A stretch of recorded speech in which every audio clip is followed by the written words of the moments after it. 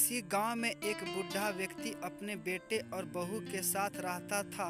परिवार सुखी संपन्न था, किसी तरह की कोई परेशानी नहीं थी। बूढ़ा बाप ने किसी समय अच्छा खासा नौजवान था, आज बुढ़ापे से हार गया था। चलते समय लड़खड़ाता था, लाठी की जरूरत पड़ने लगी, चेहरा झुर्रियों से भर चुका था। बस अपना जीवन किसी तरह व्यतीत कर रहा था। घर में एक चीज अच्छी थी कि शाम को खाना खाते समय पूरा परिवार एक साथ टेबल पर बैठकर खाना खाता था। एक दिन ऐसे ही शाम को जब सारे लोग खाना खाने बैठे, बेटा ऑफिस से आया था।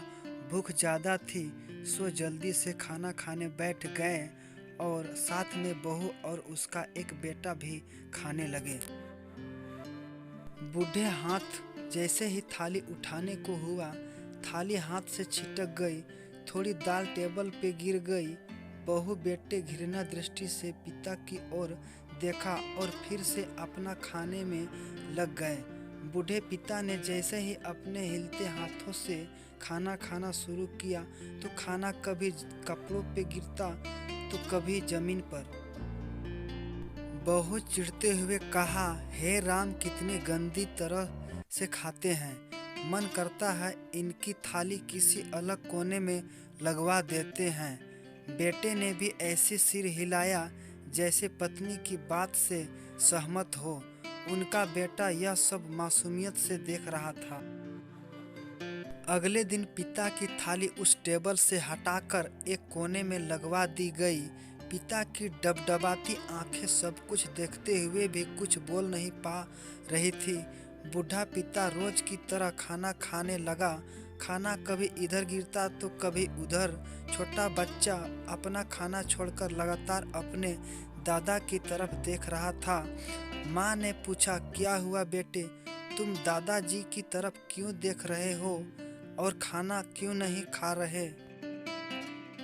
बच्चा बड़ी मासूमियत से बोला, माँ, मैं सीख रहा हूँ कि बूढ़े के साथ कैसा व्यवहार करना चाहिए। जब मैं बड़ा हो जाऊँगा और आप लोग बूढ़े हो जाओगे तो मैं भी आपको इसी तरह कोने में खाना खिलाया करूँगा। बच्चे के मुंह से ऐसा सुनते ही बेटे और बहू दोनों कांप उठे। शायद बच्चे की बात उनके मन में बैठ गई थी, क्योंकि बच्चे ने मासूमियत के साथ एक बहुत बड़ा सबक दोनों लोगों को दिया था। बेटे ने जल्दी से आगे बढ़कर पिता को उठाया और वापस टेबल पे खाने के लिए बैठाया और बहू भी भागकर पानी का गिलास लेकर आई कि पिता को कोई तकलीफ ना हो। इस कहानी से शिक्षा मिलती है कि माँ बाप इस दुनिया की सबसे बड़ी पूंजी है। आप समाज में कितनी भी इज्जत कमा ले या कितना भी धन इकट्ठा कर ले, लेकिन माँ बाप से बड़ा धन इस दुनिया में कुछ नहीं है। दोस्तों, इस वीडियो में कुछ सीखने के लिए मिला तो इस चैनल को सब्सक्राइब करना ना भूलें दोस्तों।